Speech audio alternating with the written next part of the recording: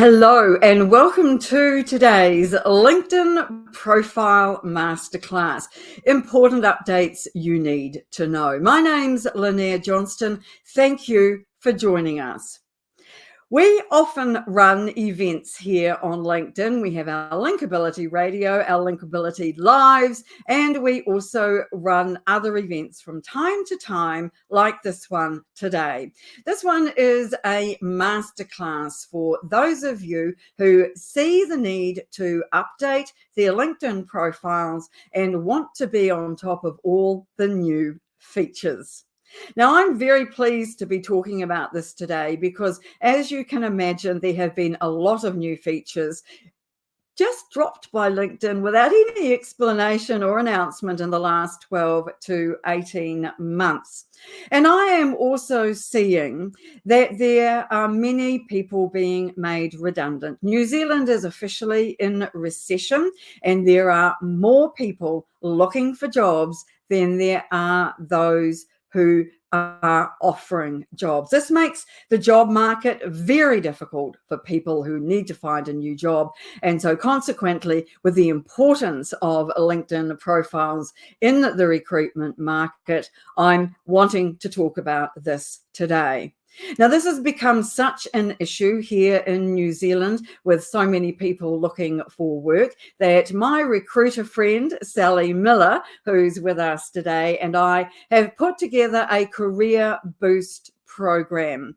Now, this means that you can come to us for help to find your next job. So that's going to be help with your CV, cover letter, interview preparation, and LinkedIn profile. Sally's going to put a link to information about this in the comments. So if this is something that you want to know more about, please do follow up with Sally and let's see if we can help you get your next dream job. Now, we also help people with their LinkedIn profiles and their LinkedIn presence and their LinkedIn marketing here at Linkability. And we do that through our profile makeovers, our content creation and network building program, training and coaching, and our linkability.biz members site. Now, over there, I've put so much content that's quite surprising how much you'll find. So hours of interviews, videos, written content, articles, checklists, you name it, presentations, it's all there at linkability.biz. So if you're looking to leverage your LinkedIn profile to achieve your professional goals, then do go and have a look at that. It's free for 7 days. Now, today I'm talking about new LinkedIn profile features. You'll have seen me talk about that in my posts on LinkedIn and in my previous events and in my newsletters. Last year alone, there were more than 200 changes to LinkedIn, and this year in mid-April, there have been already 80. Now, this really does impact our LinkedIn, not only our profiles, but our networking and our posting as well. But today we're focusing on our profiles and those changes that there have been that are useful to us. Now, it is regrettable, and let me put this right up front, that a lot of the new features either partially or totally require a premium membership. LinkedIn is making billions out of us paying for premium now, and it is a big part of their business. So consequently, they are making more and more features available to premium members only. But that doesn't mean to say that there aren't really good things that you can be using if you're a free member, because there certainly are. Now, one of the sections that is available, whether or not we are on a free or paid account, is the services page. Now, this was hidden. It was hidden behind a providing services button at the bottom of our LinkedIn profile intros. You had to click on that to open it up and go and see what else was in behind there. But most people never knew you could do that, or even took the trouble to find out what was there. And there is a lot. Now, what's happened is that LinkedIn has brought it out to the front, and it's positioned this services page right below your About section, which it has also just moved back to the top of profiles. For many of us, it had been sitting down right above the experience section. Now it's back at the top, where in my view, it should have been all along. But this means then the About section is even more important than it has been for the last 12 to 18 months. So it's critical that we make sure we have got a really good About section. And I'll talk a little bit more about that when I come to the skills. But the services page is really ideal if you want to be noticed, because it has these fabulous images. 3 images will display there, and it sits above the featured section. Now, even if you are an employee and don't have your own business, you are providing services, and so you should have something on this page. So when we finish today, do go and take a look at it, see what there is that you might like to use. From the example that I've got here, which is what you can see on my own services page, on my profile, you can see 3 images at the top. So in this section, you can add media, such as links, images, video, native video, presentations, and you can see they show up as really nice thumbnails. What also shows here is a couple of lines of your mini about section, because you can write a little mini about that's 500 characters long. A bit of that will display here. Also, the list of your services. Now, you have to choose from the list that LinkedIn gives you, but you can have up to 10. These will display whether or not you're a premium member. The next section is the bit that I think is really underutilized and something we should all be thinking about using a lot more, and that is the reviews. The reviews are excellent social proof. And so getting reviews on your ability and expertise is really important. And the most recent one displays right here.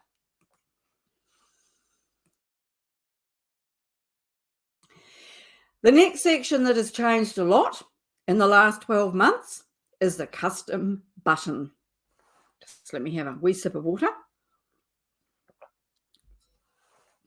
The custom button could be seen previously in our headlines as a blue live link.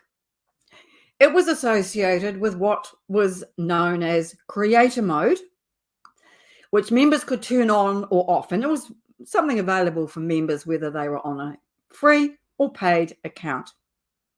Now it's been made available to everybody, but the custom button is, this particular one, is the one that's most important, and it is still a premium feature.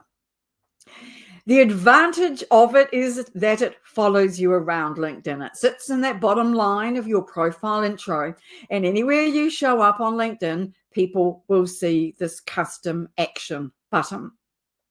It is a live link that takes people to a URL of your choice. And there are 6 options that you can choose from. So let me give them to you so you know what you might like to put there for yourself. As you can see, mine says visit my website. The other ones are request services, visit my store, visit my portfolio, view my blog, and book an appointment. You can't, unfortunately, change this text. You have to choose from what LinkedIn gives you. But it's the fact that this follows you around LinkedIn that I think is important. So if you have a paid account, you're on premium, do make sure that you use this. Recently, LinkedIn allowed us to decide for ourselves whether or not to have the follow or connect button displaying. Beforehand, if you had creator mode turned on, it automatically said follow. That meant that if people are on your profile, they would automatically follow you rather than attempt to connect, particularly if they didn't know how to do it. Because the connect button, when the follow button's on, is hidden. You have to go to the more drop-down menu to find it. People could still connect with you in other parts of LinkedIn, but they couldn't send a personalized message. So if you want to send somebody a personalized message and connect with them on LinkedIn and they've got the follow button on, the trick is to go to that drop-down menu behind more. But now we get to choose. And the choice is something that will be individual to you and dependent on what it is that you're doing on LinkedIn and why you are here. For example, for us, being connected to people is really important because we want to invite them to our events. We want to let them know about our newsletter and share our company page information and posts with them. And it's much easier to do that if somebody is, in fact, connected to you rather than simply following you. So for us, the connect button is important, and because also our target audience may be people who don't know that the connect button is well and truly hidden down in that menu. However, you may be in a different situation and might prefer to have the follow button on, and it will depend, as I say, on what you're here to do. But now the choice is ours, and you can change that in the settings very easily. One of my favorite new sections of our profiles is the activity section, which has been with us around a year now. And as I say, one of my favorites. The reason I like it is because of its flexibility, its visibility, and the fact that people can come to here and see what kind of content we're producing based on the different formats we're using. Now, we tend to provide our posts in a wide variety of formats. Sometimes they're video, sometimes they're images, sometimes they are document posts, etc. All of these sit in this area. So too do articles and our newsletters. And so some people will choose to display their newsletters here, which have a really lovely big thumbnail on them. In fact, there are two showing when you put it onto newsletters. But here, as you can see 8 video thumbnails, and it just displays really nicely. And you can choose, as I say, which one you want to display to people. One of the things that most people don't realize about this section, though, is that your comments also sit in here. So anytime somebody wants to find out a bit about you and find out how active you are on LinkedIn, they only need to come to your activity section and have a look at the content that you're putting out and at the comments that you are making on other people's posts. And my recommendation is that we try to do between 10 and 20 comments on posts a day. Big ask, got to start somewhere. It really will help your own posts, though. One of the major areas of change there has been on LinkedIn in the last 12 to 18 months is the skills section. Now, I've written about this quite extensively in our linkability.biz site, and you'll find information about this in quite some detail in the profiles section. Skills have undergone massive change, and I don't know that they're necessarily finished yet either. One of the changes has been an increase from a maximum of 50 skills to 100. The second affects our about section, because now your top 5 skills can be listed right underneath your about. And they look great because there's a nice little star there that gives them a bit of visibility. You can choose up to 5 skills to add and display there. But also skills are now showing up in other areas of our profiles. So you can assign skills to individual roles. You can add them to your education, to a degree perhaps that you might have acquired, to any volunteering that you have done. If you've got a list of projects on your profile, you can also assign skills to them. Now, this is all part and parcel of LinkedIn really widening its database and making these skills aligned with the search function. We'll talk a bit more about that in a few minutes, but right now, the thing you need to know is that skills have become increasingly important. And when you add a skill, you need to make sure that you choose one from the drop down menu. Don't make up one of your own. Use one that LinkedIn provides. Talk about that and why in just a few minutes. Now, also a lot more information about our skills displays on our profiles than ever used to before.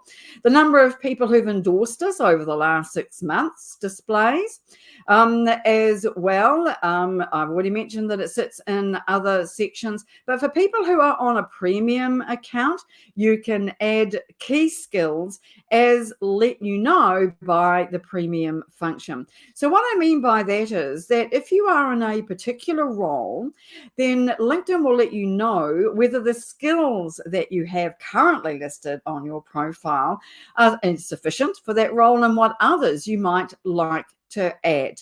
And so it's worth knowing that that feature is available and that you can get it to help you with what skills you should be adding to your profile. So a lot of change to skills in the last 12 to 18 months. And I think that it's time we really started taking these seriously, because I don't know about you, but in the past, I've really just put them up and forgotten about them. But now there's a lot more that you can do with them. If you have a collaborative articles badge called a community top voice badge, it will display here. And there are also other really good reasons why you need to have skills. So check all that out at linkability.biz. Profile verification came to LinkedIn last year, and it has progressively rolled out to many countries now. And only, I imagine, a handful that use LinkedIn don't have profile verification. But this is a vexed question, and one I think provides a conundrum for all of us.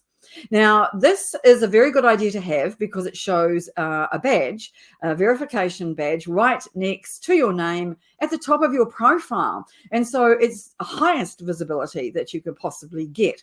So from that point of view, it is important. It also demonstrates you are who you say you are and that your profile is authentic, because we all know that LinkedIn's been swamped with hundreds and hundreds and hundreds of, probably millions of fake profiles. So for you to be seen as trustworthy and authentic, a verification badge is a very good idea. But here's the problem. Unless you have an email address linked to an education establishment like a university, or you work for a big company that automatically confers profile verification for you through your email address, then you have to use an app called Persona. In the United States, it's called Clear. Everywhere else in the world, it's something called Persona, which none of us had ever heard of until this showed up late last year. It is a third-party app, and what it does is it takes from you your passport details. Now, if you've ever been the victim of cybercrime or scamming, you will be a little unsure about this, and rightly so. Divulging your passport details to a third-party app has risks. There's no question about that. Now, at the moment, profile verification is really one of those things that you don't really need to have. I think there will come a time when we all have to do this. But at the moment, it is one of those things that's voluntary. So you need to think for yourself about whether or not this is something that you want to do. I'm not going to make a decision for you because, to be honest, I am still on the fence about this myself, and I haven't yet got profile verification. But a lot of people have, and as I say, I think it's going to be one of those things that really does become more important over time. Late last year, we lost profile videos. Do you remember those? You'd go onto somebody's profile and the first 3 seconds of their profile video would display or play automatically and then revert back to their photo. Profile videos could be up to 30 seconds long, but LinkedIn has discontinued those. And those of us who had them on our profiles have lost them, which is a terrible shame. And so now my suggestion to anybody who wants to have an introduction to themselves as a video on LinkedIn is to put it in their featured section. That requires it to be uploaded via YouTube or Vimeo, unfortunately, but a good workaround would be to have it in your services section where you could just put it as your first piece of content.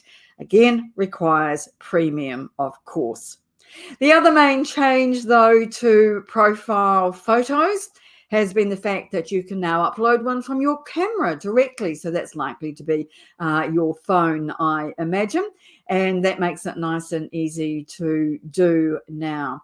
You want a head and shoulders photo. You want it against a plain background. You want a nice big smile and to be looking directly at the camera, not out of shot.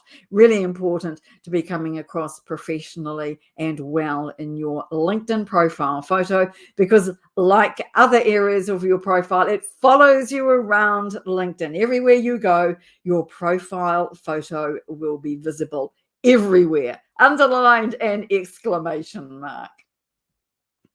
I've mentioned the featured section already, but there has been a new change to this in the last 18 months, which I think is well worth knowing about. Unfortunately, again, a premium only feature. What it does, it allows us to add sections of our profiles directly to featured. And of course, given that featured sits way up the top of our profiles, this is a really excellent use of the featured section.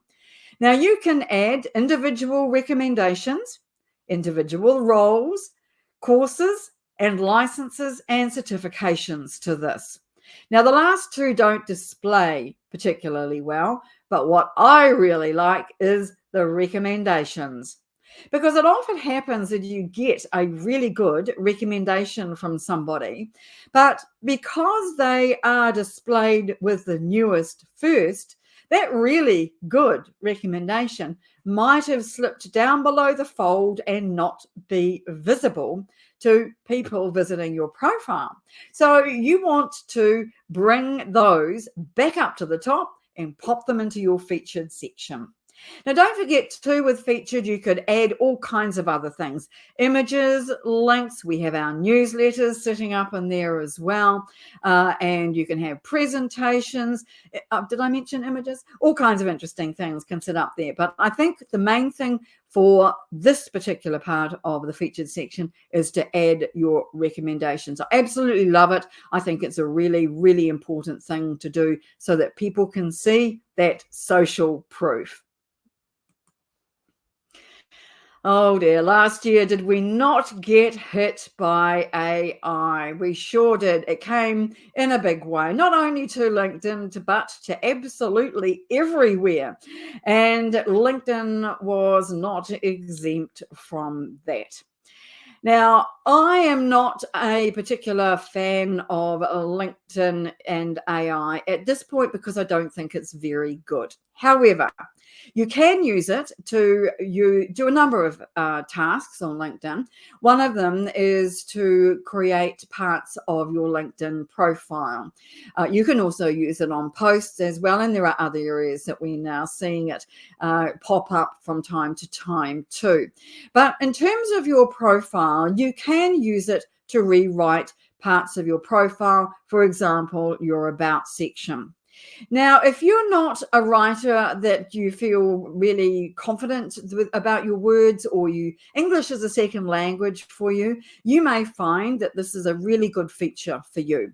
I'm not a fan of it because I am a professional writer, and so I choose to believe that I can do a better job. I may or may not be right, but it might be a very good feature for you to use, but do check it. Make sure that what it does provide you sounds like you. It's written in your voice, is friendly, is personable, and it just sounds like you and I are having a chat. Because my main problem, if you like, with AI at the moment is that it sounds very stilted.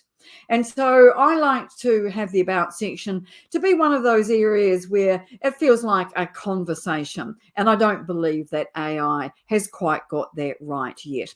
Again, that's another another premium feature. And if you're on a premium, on a free account, that one won't be available to you.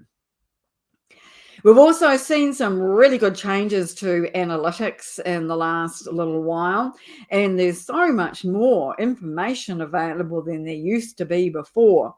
Now, one of the things I really like is to be able to go and have a look at who's viewed my profile under some really interesting headings. So there's one there called Senior Leaders in Your Industry, and if that's my target audience, and often it is, then that is not only going to tell me how many of them there have been looking at my profile in the last 20, 30, 90 days, but also who they are, which means then I can make sure that I start that connection building process.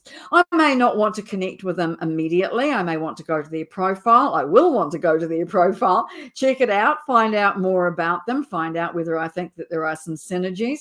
And it also gives me an opportunity to see how active they are on LinkedIn and whether or not the kind of services that we provide might be of use to them.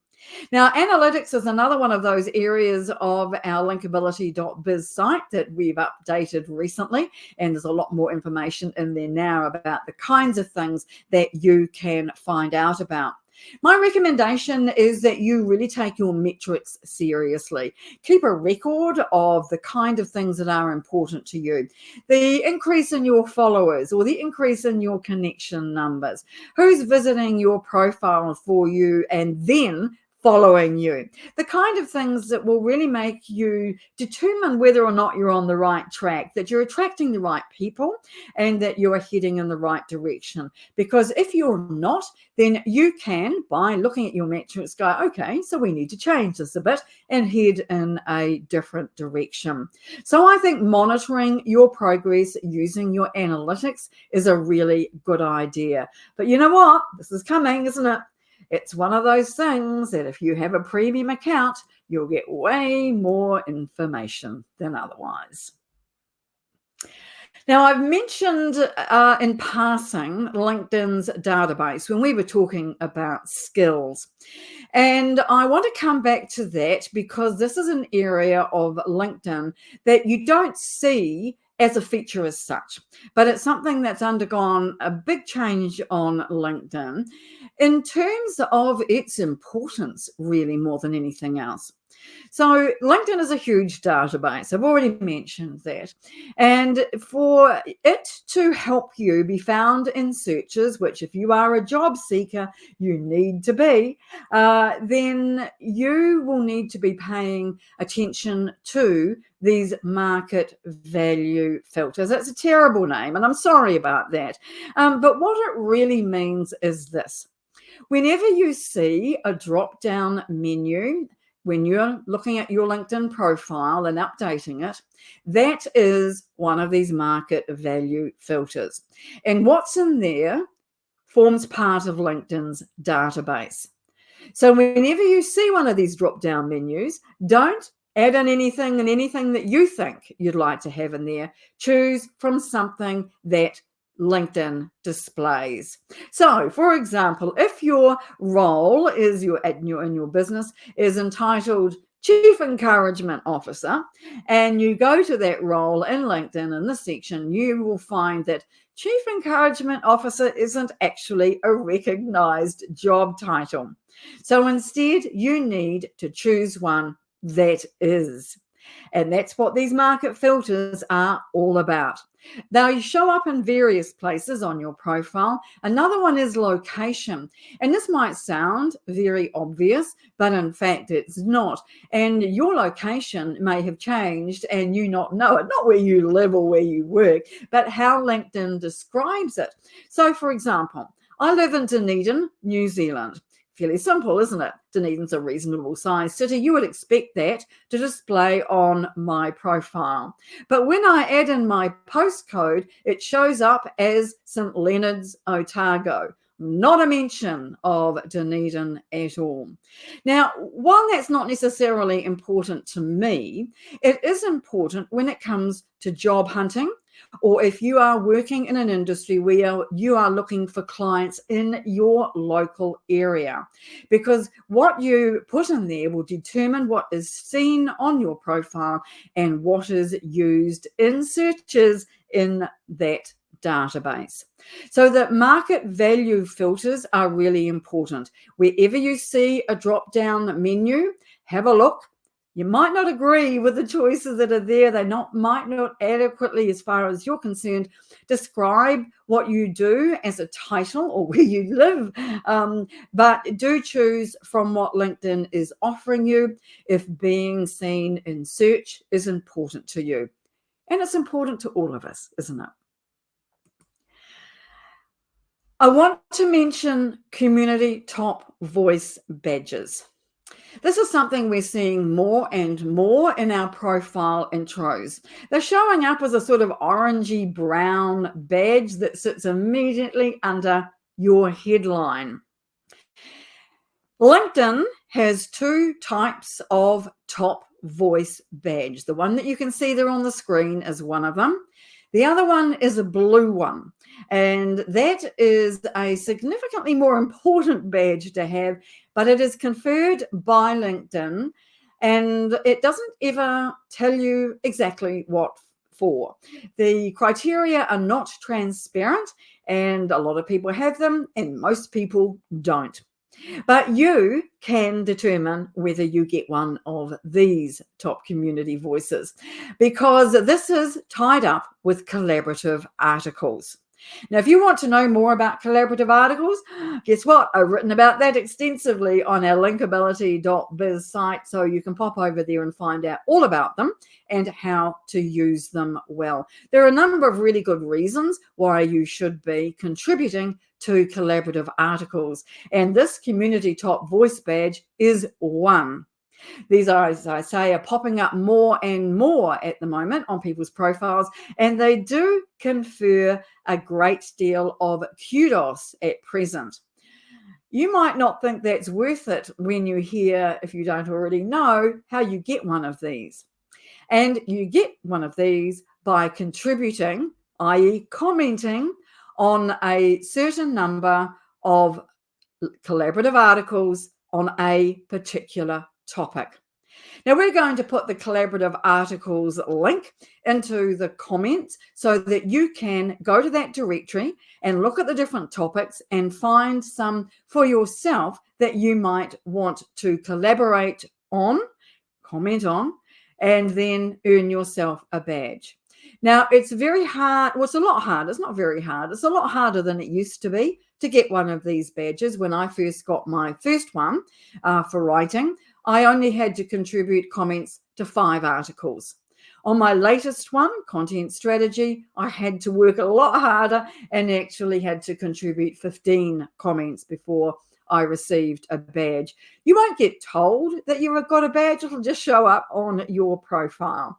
You can get more than one badge, but you can only display one badge. But people who visit your profile can click on that, and then they can go, oh, person's got more than one badge. It also shows up in the skills section, as I showed you earlier on. So there are several advantages really to getting one of these badges and being involved in collaborative articles, but they take time. and it may not be something that you want to put your effort into. But if it's something that appeals to you and you think it's a good idea, that's the way to do it, is to contribute to collaborative articles and choose a niche, because these are quite competitive now. So choose a niche that doesn't have too many contributions already added to it. And if you want to know more about any of these things that I have been talking about today, please do pop over to our linkability.biz site, because we have got a lot of content over there that is really useful. We talk about what to do and how to do it, because it's all very well, isn't it, having the information, but it's how you implement it that really counts. And so I encourage you to go and have a look. It's free for 7 days, and we'd love to see you trying it out. Now, if you and I are not yet connected here on LinkedIn, then please do follow me or connect to me. I really would love to have you in my network so we can invite you to more of these events. Please follow our LinkedIn page as well, because we have a lot of information on there, always putting up new things, particularly about company pages on our company page. And so there's a lot of useful and interesting content there as well. But for us, that's it for today. Thank you so very much for joining us. It's been really lovely to have you here and to be able to talk with you about LinkedIn profiles, one of my favorite LinkedIn topics, because there is so much that we can do to create compelling profiles that attract the right people to us. So thanks so much for joining us all over the world, and we will see you next time here on another LinkedIn Live. Thanks again. Bye for now.